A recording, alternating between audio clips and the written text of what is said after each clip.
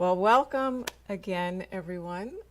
All of you gathered here, all of you on Zoom and online or joining us later, wherever you are, God is there with you. That's what we know, right? The divine is always with us. So today, this month, actually, let's see, can we advance here? All right. This month, our topic has been divine discomfort. And you've heard Reverend Suzette and Reverend Jerry talking about different dimensions of discomfort and why it might be beneficial to think of discomfort as something that is useful rather than the way that we usually think about discomfort as something to be avoided at all costs. So we're going to talk a little bit today about the idea of discomfort as I'm trying to think of the best way to say this, maybe as a reminder, as a cue, as a signal, and we'll get into that a little bit more. But life, as we know, is full of discomfort, and it starts the second we arrive, doesn't it? Now, most of us don't remember our entry into the world, right? But we kind of imagine it might be a little bit like what this chick is going through, right? There was struggle. There was some difficulty. There was some physical discomfort. And we went from a place that felt warm and safe, hopefully, suddenly into a very unknown place with bright lights and maybe cold temperatures and a mother who was exhausted with the process of actually bringing us into the world. And that is our very first experience of divine discomfort, which is both uncomfortable, but it's life, right? So there's an energy of life that is built into discomfort from the very first moment that we experience it. So we're exploring this month this idea of lessons from being uncomfortable and how we can use those lessons for our transformation. And that's what the Science of Mind teaching is all about, isn't it? It's about transformation and how we allow ourselves or avail ourselves of the opportunities not simply to change, but to become the most full expressions of ourselves that we can be, each of us in our own perfect uniqueness. So we open ourselves to this idea of the push and pull of life, right? The push of discomfort and the pull of a greater vision that draws us to something that allows us to really experience more life than we thought was possible for us and for others. We have love work to do, right? That is our journey. And there's a wonderful poem by the 14th century Persian poet Hafiz, or it's attributed to him in any case. It says, "Love sometimes gets tired of speaking sweetly and wants to rip to shreds all your erroneous notions of truth.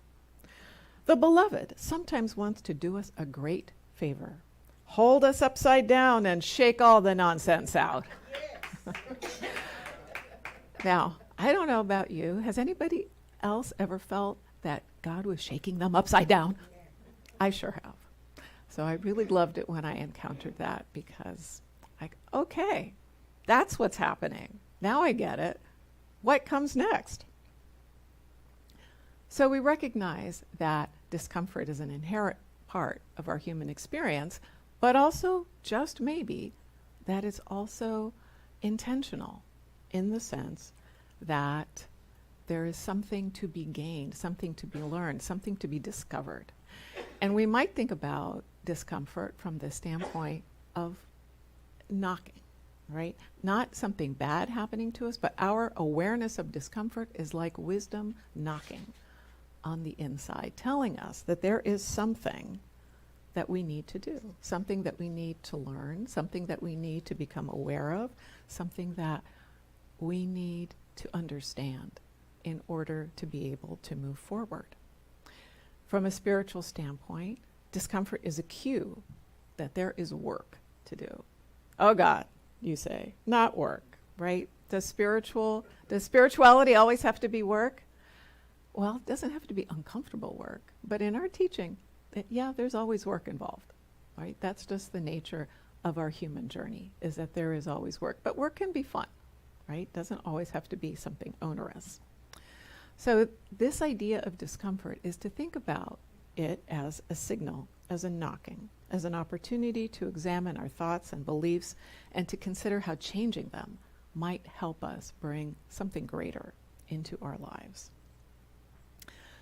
And this process of response to discomfort, when it works well for us, is what we call resilience, right? Something happens. We feel discomfort. And we learn and explore different ways, different tools, different kinds of thinking that help us respond in a way that is beneficial, that helps us to grow, helps us to adapt, helps us to cope. And from a sort of human psychological standpoint, these are skills that involve problem solving and emotional regulation, seeking social support, and finding meaning, right? These are all elements of that. So in our teaching, one of our fundamental principles is this.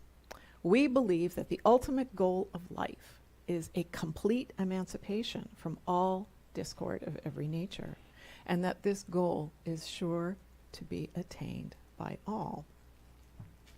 What does that mean? It means that we believe that in an ultimate sense, we can live in a world without discomfort, right? Discomfort or suffering is not required for us in the same way that some spiritual traditions see it as inevitable and necessary, right? So in the Christian teaching, for example, discomfort and suffering are a result of the kind of inheritance of original sin, and they're also a pathway to salvation, right? Or in Hinduism, working out of karma, of past actions. Or in Buddhism, just an inevitable part of life. And we recognize that discomfort happens, but we don't, in our teaching, we don't require it to be the end-all sort of experience of the human condition, right? We recognize that it is the result, what we teach is that discomfort or suffering is the result of our thought, a result of thought that we have developed on our own or acquired kind of collectively from human collective consciousness, but it isn't required for us to suffer. God does not require our suffering. The divine does not require our suffering. It just happens to be how we learn.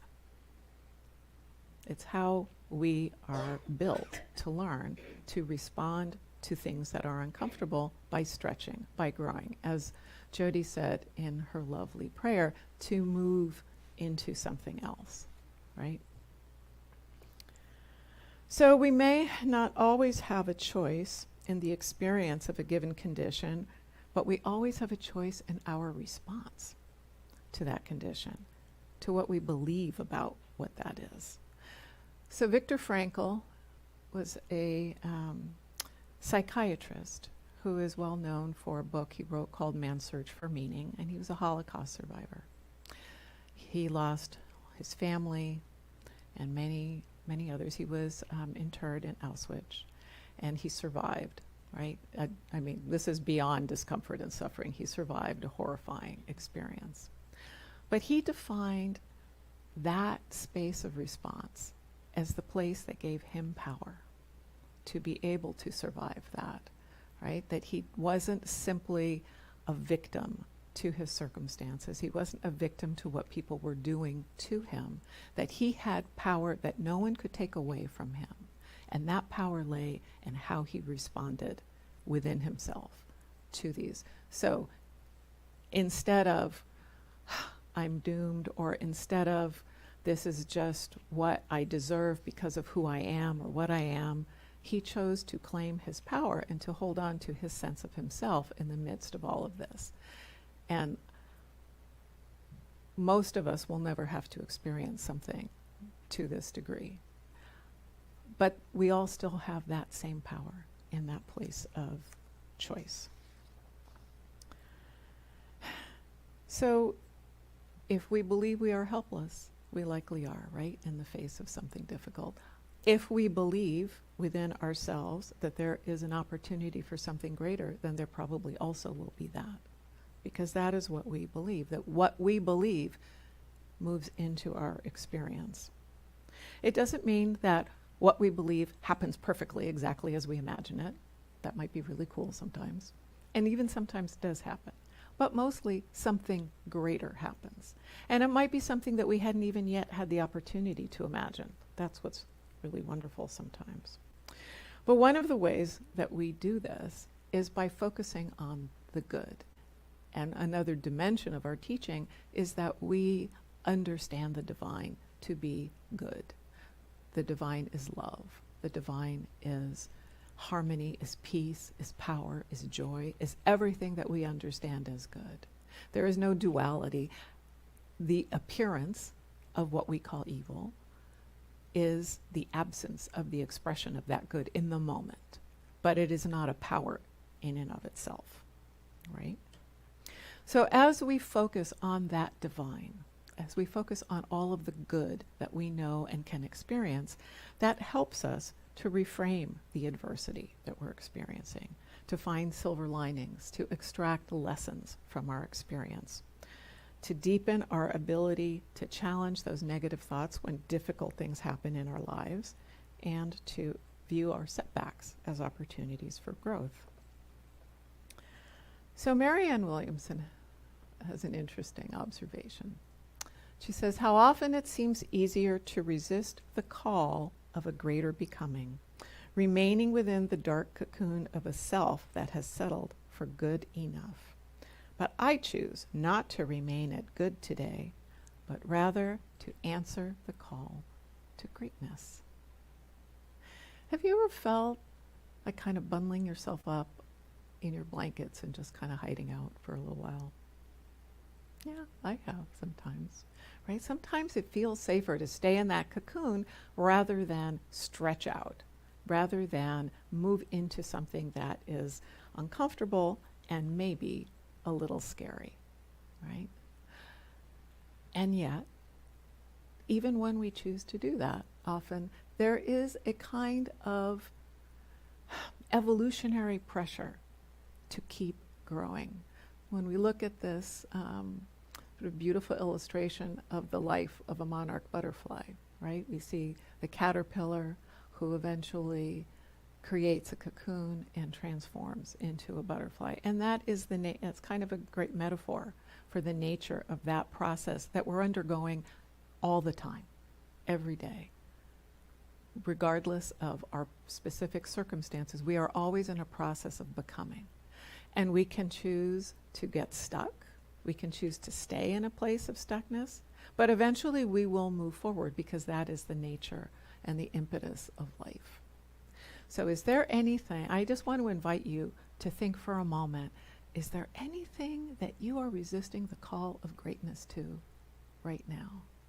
That there is something in you that wants to express, but you haven't quite felt brave enough to undertake it, or it just feels a little too uncomfortable to stretch into it.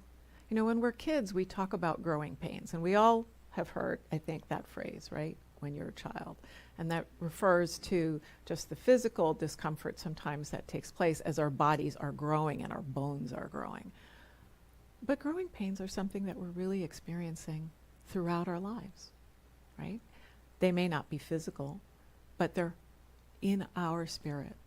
They're in our minds. And rather than be mad about them, we can think about how exciting the next chapter might be if we allowed ourselves to move forward into that. I will share a moment that I've reflected on in my own journey to ministry. A number of years ago, when I first met a chaplain who I found really inspirational and thought, oh, this is really interesting. Maybe this is some kind of work that I could do. And I encountered this chaplain in a hospice situation with my father when he was at his end of life. And I asked a chaplain that I knew, well, what do you have to do to become a chaplain? And she said, well, you have to go to ministerial school. I said, that's not going to happen. The very idea of having to go to school again, just see, that was beyond discomfort. Oh my God, there was no way I was going to do that. And yet, the knocking kept going. And I will admit that that knocking went on for 8 years until my husband one day said to me, "You're still talking about that. Maybe you should just do it." Right? Yeah. And I share that because I think that many of us have those moments where we are called or feel the discomfort, right? We hear that tapping, but we can think of a million reasons why this is not a good idea, right? It's costs too much money. It's going to take too much time. It's going to be too hard. All of those things. And I certainly thought all of those things about the idea of ministerial school. And yet, when I was finally at the place where I was willing to take the risk and willing to stretch myself, wow, all those resources just showed up, right? The money appeared. Well, the time appeared, kind of. There were a lot of late nights, but yeah, the time appeared. Time has that elastic property, right? And yes, it was difficult, but worthwhile, right? So as we think about this, I want again to remind you that in science of mind, we recognize that discomfort as a message, that we are at effect of our beliefs or the beliefs of others, and we have an opportunity to change the way we're thinking about it, right? In that space of choice that we talked about, right? I had the belief that it was going to be too hard. I had to address that belief for myself.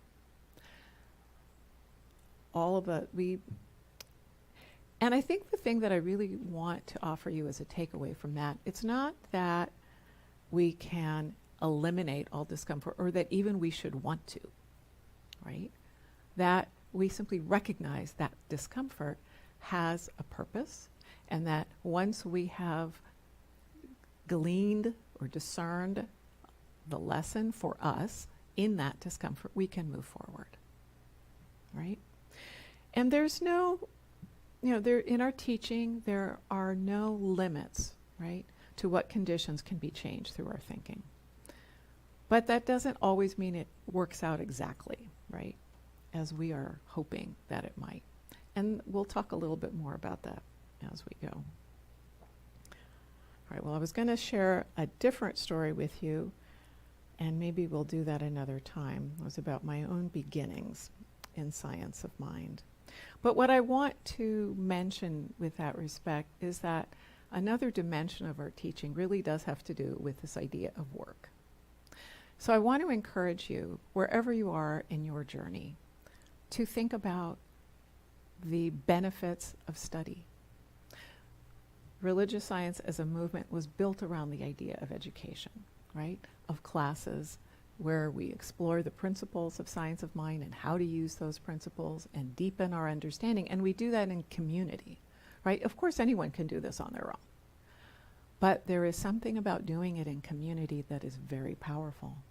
And the more that we take advantage of those opportunities to do that in community, the deeper our own ability to work with these principles goes, the greater our capability to create the transformations and take advantage of our experiences that we can benefit from. So whether here or at another spiritual center, I just really want to encourage you to take advantage of opportunities for this study, whether it's a book study, whether it's a class, whether it's some other kind of event where you can be exploring these principles in community and learning together.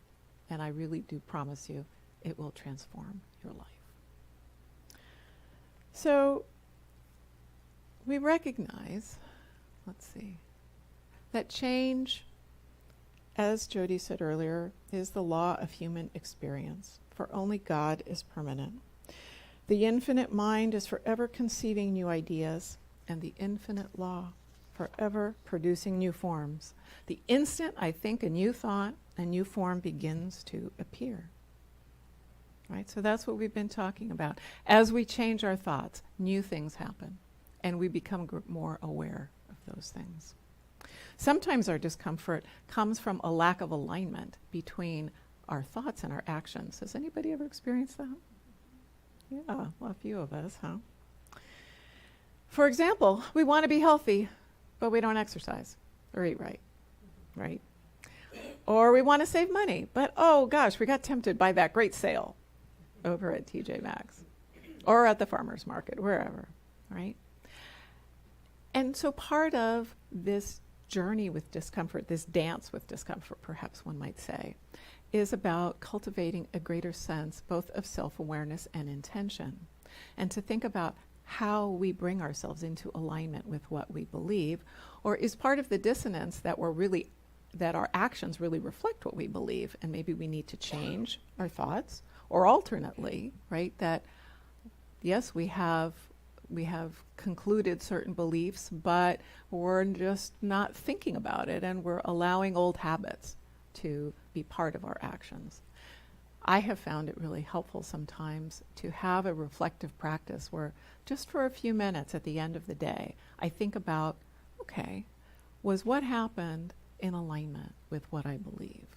And if not, what else might I have done?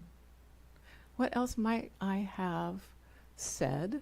What else might I have shared? What other action might I have taken in order to be in alignment?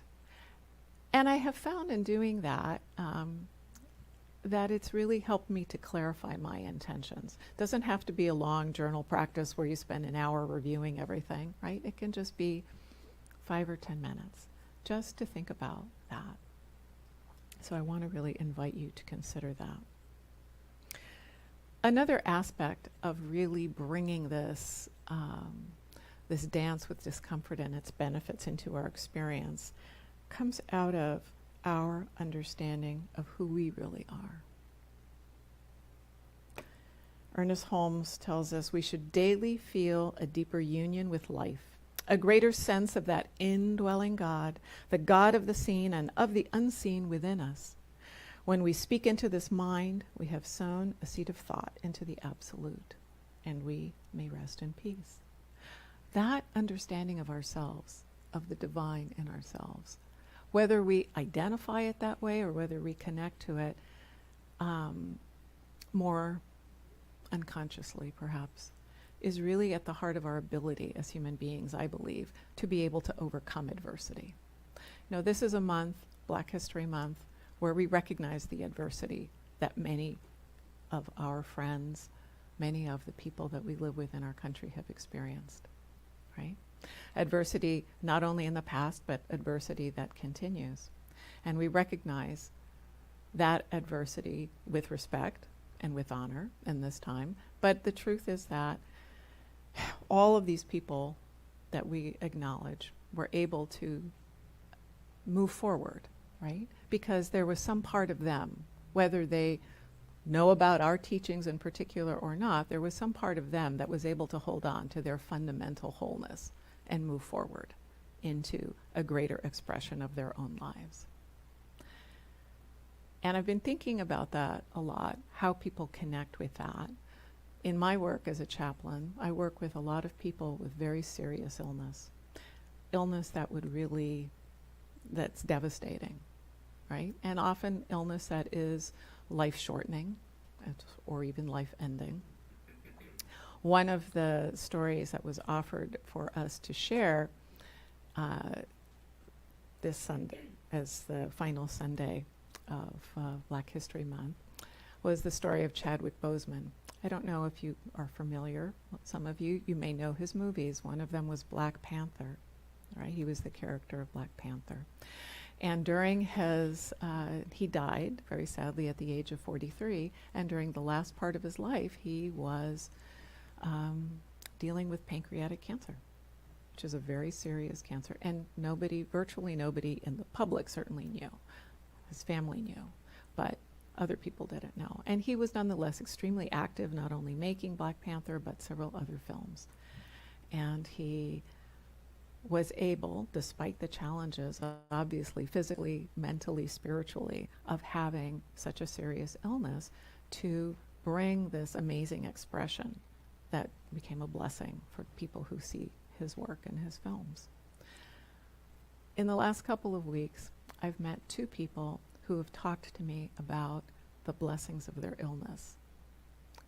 And one person is a person who has an end-stage, life-shortening cancer, who has lived with this for about 3 years. And she was telling me how she had discovered in herself this desire to help other people that had come to her through her experience of her own suffering and discomfort. And that the way that she expressed that, this is a person who was experiencing in the moment some housing insecurity, some financial insecurity, some challenges with family. And so she told me how every day she tried to find somebody to smile at, to encourage, to be helpful to. And that this is what helped her continue to get through the day. This was how she was bringing her expression into the world. Just 2 days ago, just on Friday, I met a man who was at a different stage, which is to say he also had a very serious, life-threatening cancer, but he was in complete remission. 0 sign of illness now. And he is now at this point where he's trying to think, all right, well, what do I do? What do I do with this? This is amazing. This is wonderful, but I have to do something with this. And he shared with me this desire also to help others. He said, I have survived this for some reason, and I need to share this. I need to help someone else with this. And I was just really struck by the fact that it wasn't about the outcome, right? It was the experience of this discomfort and suffering that had led these two people from very different set of circumstances, completely different lives, who didn't know each other, yet to have the same desire, which was to more fully express that divine love in them. Now, my wish for all of us is that we don't have to be shaken up and upside down, right, in order to hear what love has to tell us. But I do believe that part of that discomfort of life that we experience has a dimension of that. Love is talking to us, and we can choose, right, in that gap, to listen to that. So now, with that idea of understanding adversity as opportunity, I want to invite you to think about another practice that I think is really beneficial in helping us to reframe our thoughts. And that is a gratitude practice. And you've heard us talk about gratitude practices all the time. So nothing new for most of you here to hear about gratitude. The benefit of gratitude is really simply that it helps us focus on that positive. Helps us focus on that good that we know that God is. Because it's really easy in the busyness of life and the challenge of those discomforts to just, for the moment, lose sight of that, lose track of that. And it's helpful to have a practice that brings you back to it. But there were two aspects that I really liked that I wanted to share that I had come across. One was to have a gratitude buddy. Does anybody have a gratitude buddy? I think this is an awesome idea. A gratitude buddy, it's just like an exercise buddy, right? Someone that you share those things that you're grateful for. Because again, that is something about that idea of doing things in community, right? So a buddy is you in community with someone else, and you are each affirming for each other that good that you see. So that sometimes in those moments when you're really struggling with, I can't see any good at all, someone else might be able to remind you the sun is shining, right? Or if you like rain like I do, hey, it's raining, right? Whatever it is that lifts you up. And the other is a gratitude bank. So has anyone heard of a gratitude bank? A gratitude bank is simply a container, a jar, a box, any kind of container, where you write down daily one thing that you are grateful for, and you put it in there. And then on a day when you're having a hard time seeing anything to be grateful for, you can reach into that container and be reminded that indeed there is something to be grateful for. Right? It's kind of being your own gratitude buddy in a way. But I offer you these practices as ways to help support, kind of to fill your well and to help support you when you're responding to that presence of discomfort, when you're responding to that knock. And you're wondering, how am I going to respond to that? Where am I? I don't have any inspiration. I'm stuck. That's a place where you can go to get unstuck.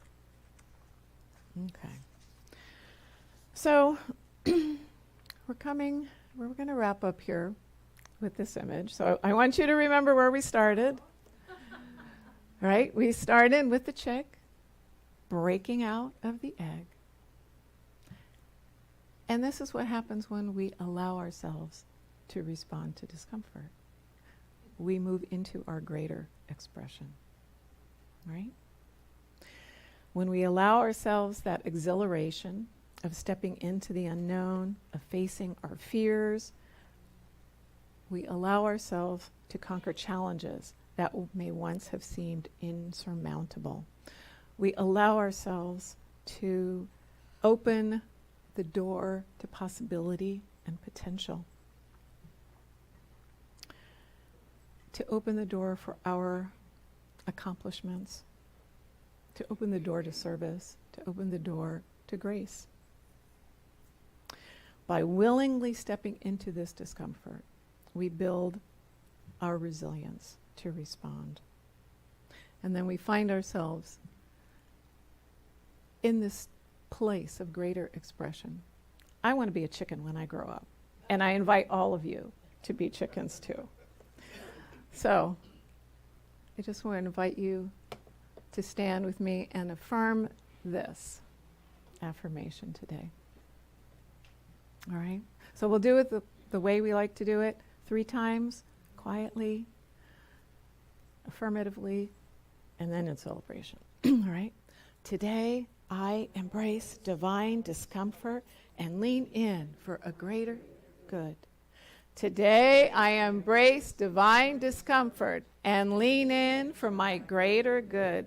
Today, I embrace divine discomfort and lean in for my greater good. All right, thank you. Namaste.